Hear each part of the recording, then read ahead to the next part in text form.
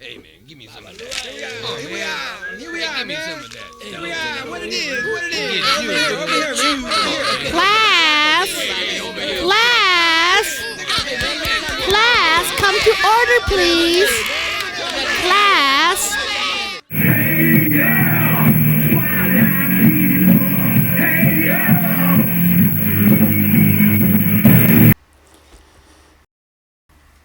Hey everybody, Mike Wolfer here, and this is Graphic Tales, the YouTube show for comic book creators, comic book publishers, comic book readers, and anyone who believes a man can fly.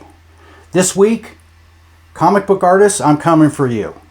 Now, this episode is going to be filled with a lot of information for comic book artists. I've been in the business for couple of decades, and I've learned a whole lot of things that I should do and a whole lot of things that I shouldn't do. Some of those mistakes were my own, and some were just observed by others.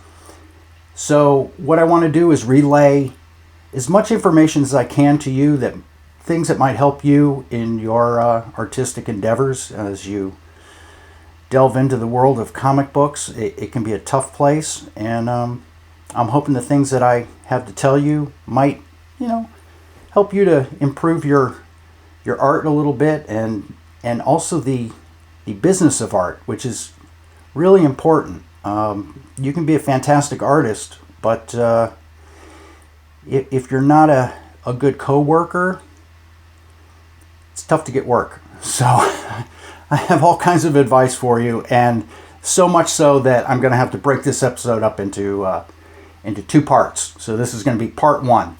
And what I've done is I've compiled 10 tips for comic book artists. This episode will be 1 through 5. So without further ado, let's get into it. Tip number 1, learn to draw. I know, it's kind of self-explanatory, but let me explain what I mean by that. Artists are born with the talent that they have. It's a weird thing that some of us can draw and some of us can't.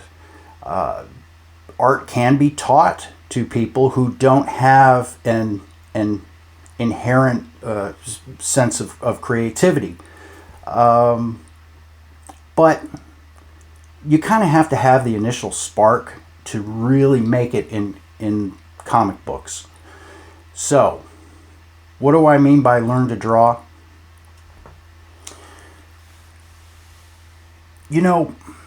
A lot of comic book artists that I have seen over the years have patterned their style after existing comic book artists.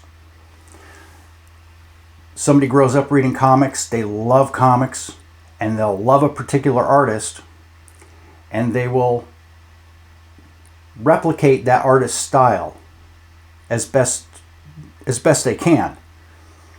So what you've got is a clone, and usually not a great clone, but a clone of someone who's up here, right? So now the clone's work is about right here.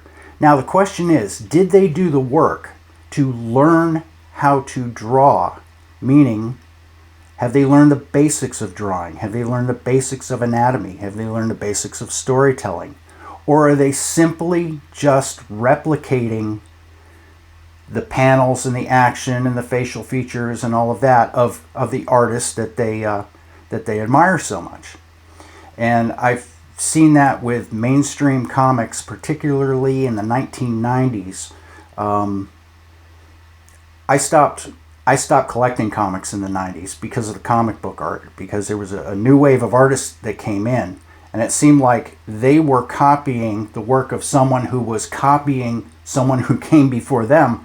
And the storytelling was terrible, the anatomy was terrible, and it was just like, it just seemed like, I'm talking about Marvel, okay? Marvel, I'm talking about you. It seemed like Marvel didn't care about what was going on.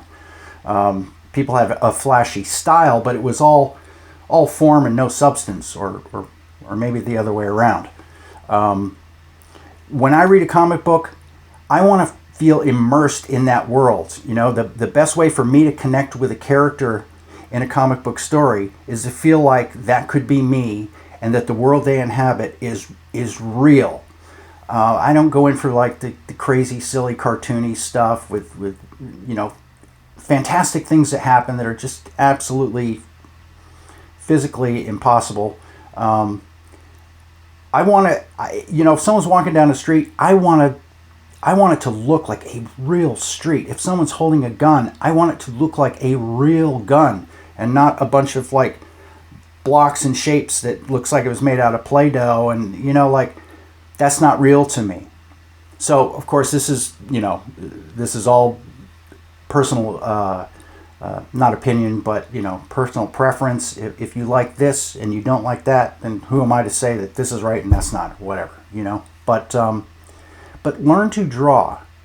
The best thing you can do is to learn to draw people and human anatomy, because most comic book stories are based on human characters. And the best way you can do that, I'm telling you guys, go out and find the books of Burne Hogarth. This one in particular, Dynamic Anatomy. As you can see, or maybe you can't, but like the pages are all falling out of this because I've gone through this book for years and years and years studying this man's work. He was a comic book artist and just incredible illustrator. Dynamic Light and Shade is another fantastic book of Burne Hogarth. There are several books out that were published, and you can find those on eBay. Pick them up. Burne Hogarth.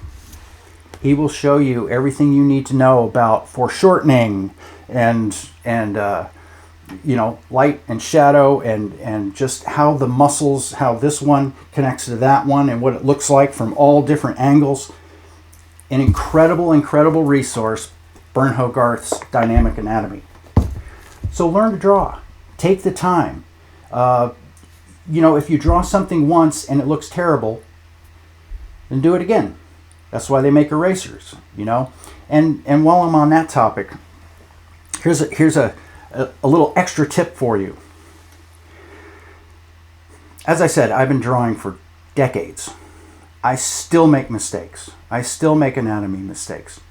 I'll finish a page and I'll look at it and I'll say something looks off about this page and I can't figure it out. So what I'll do, take that page. Here, let me grab one.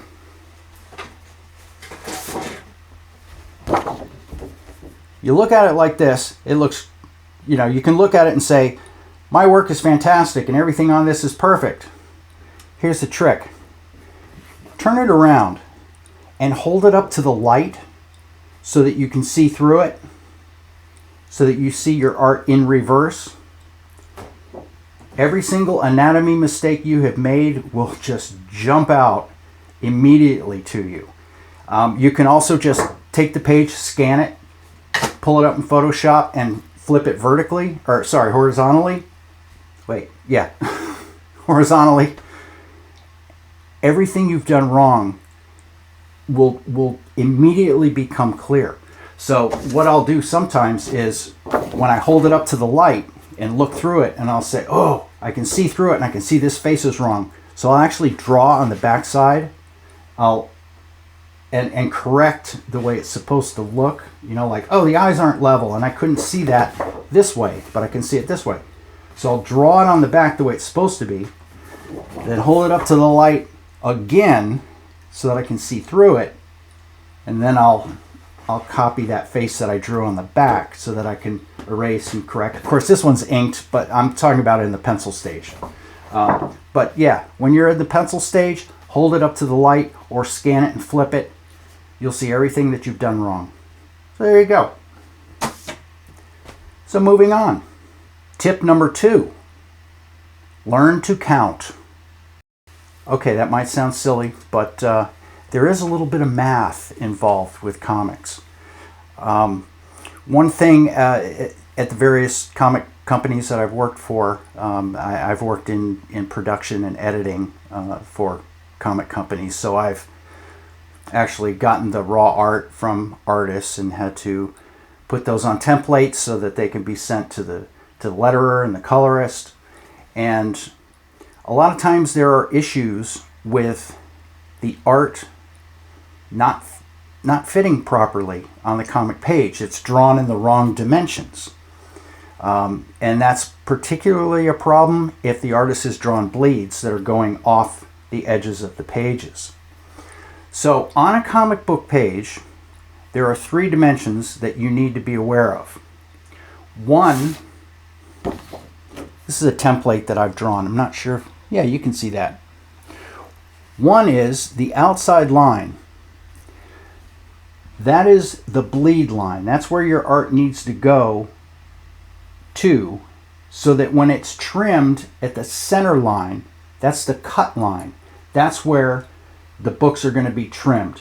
So everything outside of that line is all going to be trimmed off. Nobody's going to see that. But you need to draw your art way past that to ensure that when it's printed, and if the page or the book moves around a little bit in the trimming process, you want to make sure that it bleeds completely off the page. So you've got your trim line, you've got your bleed line, that's where you draw to. Then you've got your trim line, where the book's going to get cut. And then the inside box is called the safe line. That means everything within the interior of that third line, you're totally safe. You're nowhere near the edges. Nothing's going to get trimmed accidentally. You're good, right?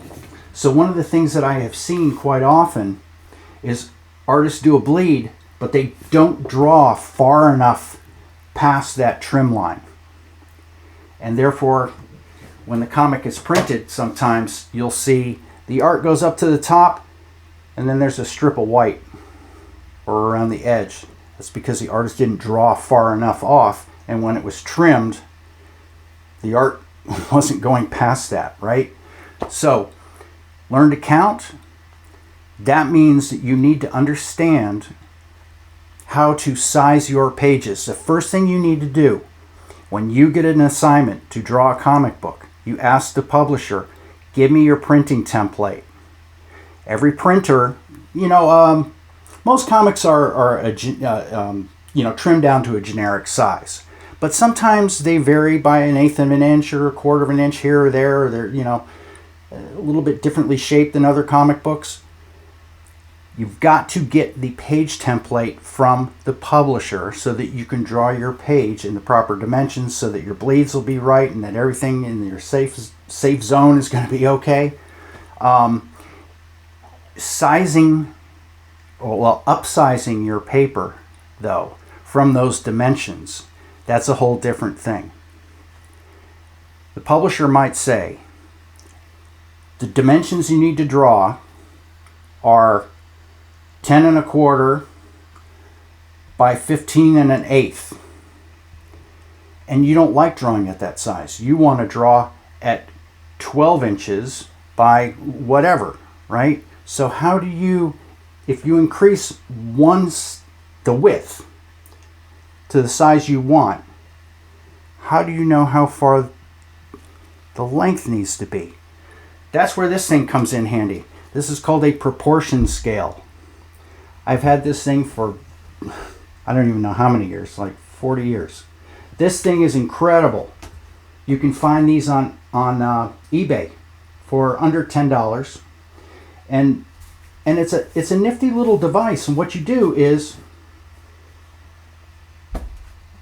you say, okay, the publisher said draw it 10 inches wide, but I want to draw it 15 inches wide. So you line up the 10 and the 15,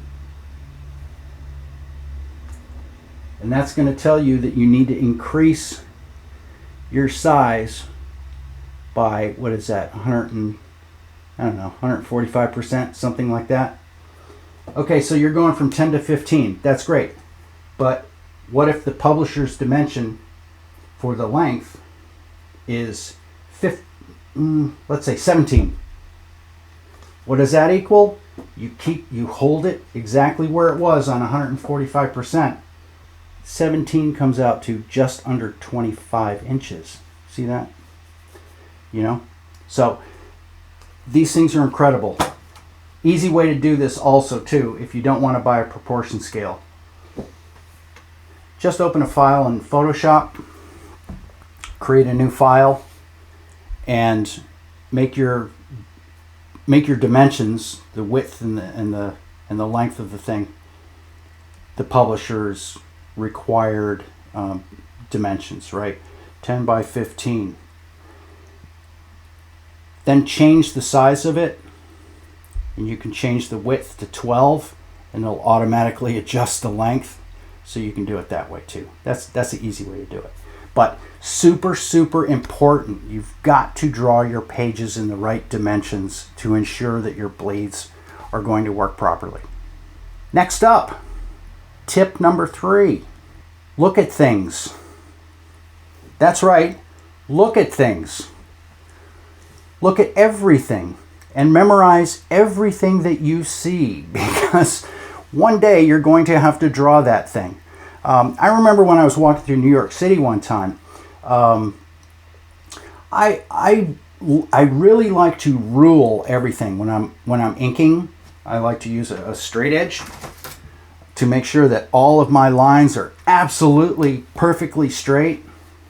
I was walking through New York City, looking at the buildings and the street posts and the mailboxes and the cement on the sidewalk, and I realized nothing is straight. You know, like things that are manufactured by humans tend to be perfect. But when you put all of those things together into a collection, they're not all perfectly in the same perspective and all of that stuff. And, you know, lampposts are not perfectly straight up and down. They're tilted, and the sign that was connected to the lamppost wasn't always put on right. And sometimes that's been a little bit this way, that way. You know, like my environments were very sterile because I ruled everything and made sure they were absolutely perfect and that every straight edge was absolutely perfect. That's not what the real world looks like, you know, like the real world is sloppy, and that can, you know, if you incorporate that into your art, that can make it feel much more realistic. If things are a little askew here or there, or they're dents and things, and you know, because that's real life.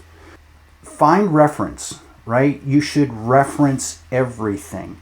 If you have a story that's asking you to draw a specific gun, do an internet search, find pictures of that gun, find photographs of that gun from as many angles as you can find. Of course, that's my preference. I want things to look absolutely perfectly real, so that's what I do. But if you want your art to look like that too, do the work and reference everything. If you need to draw a building, a specific building, the Pentagon, well, find a picture of the Pentagon and draw it the way it really looks.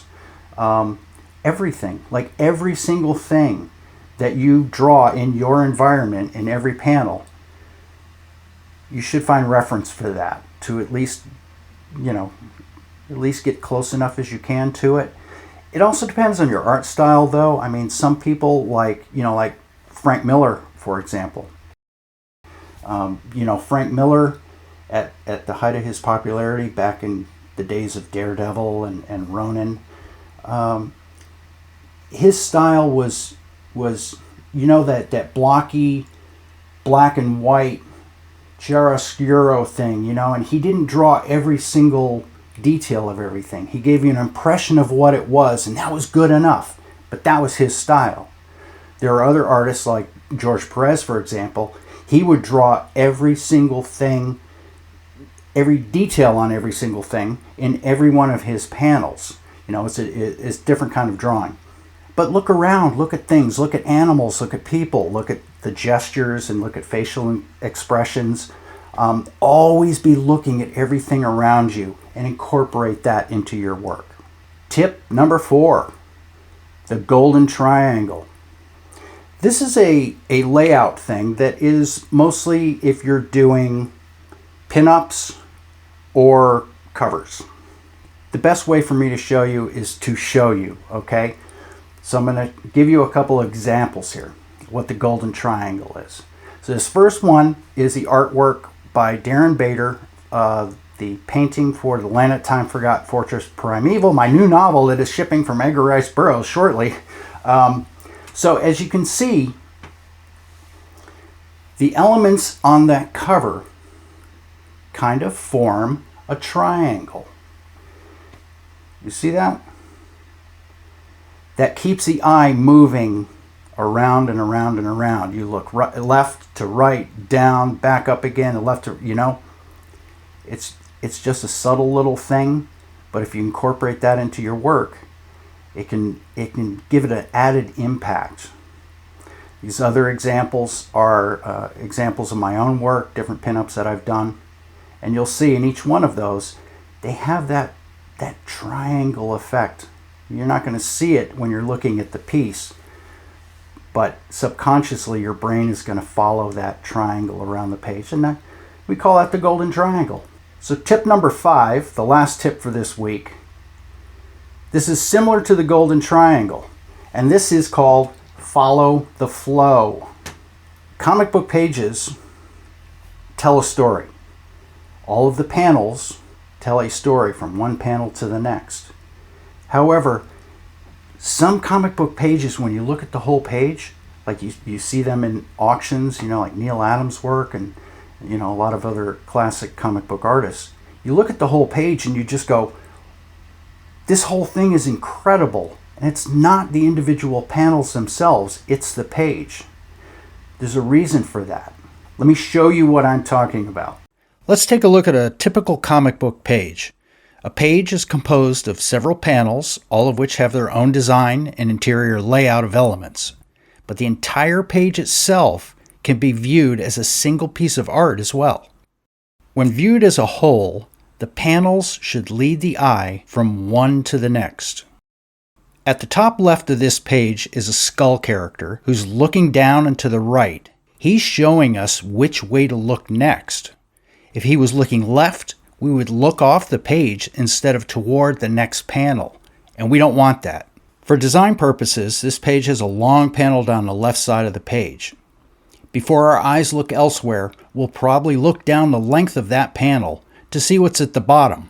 Then we'll travel back up the panel to the top and back to the skull character. Now, he's looking right, so we instinctively look right to panel 2. In that panel, the central female figure is also looking right, and the curve of the stone wall and the walkway are moving in that direction too, leading us to panel 3. In panel 3, the characters are facing left. If they were facing right, our eyes would travel in the direction they're moving, and that would be off the page, which we don't want. Now that we've reached the right edge of the page, we want to redirect the reader back onto the page, or at least keep them in the panel with the characters. This page doesn't have word balloons yet, but there will be one at the bottom of panel 3, so that the viewer will be led to the bottom of that panel and straight toward the werewolf in panel 4 below. In panel 4, the arm of the werewolf is leading the eye from right to left toward the unlucky couple, and as we move to the left past the female figure, we end up at the bottom of panel 1 again, where we might linger a little to take in the details of the village, before moving up that first panel, past the castle, the sky, and the moon, and right back to the grinning skull at the top of the page, where the flow can begin all over again, circulating around the entire page. So when I'm talking about flow, that's what I mean. So there you go. So the flow of that artwork is going to keep your eye moving around and around and around, and again, it's sort of a subliminal thing that you know the viewer might not recognize that when they're looking at the page, but it can make a big difference between a page that's hard to read and a page that's just sucks that reader in, and they're like, I don't know why I love this so much, but this is just incredible. It could be because of your flow. So keep an eye on that. It can be a really helpful tool. So that's going to be it for this week. We're running out of time. Next week, got 5 more tips for you. Actually, I have way more than that, but you know, the more I think about this, the more things come to mind. Oh, I should tell everybody about this and that. You know, I'll do another one of these in the future. But next up, next week, we've got the next 5 tips for artists. So until then, I'll see you later. Keep drawing too.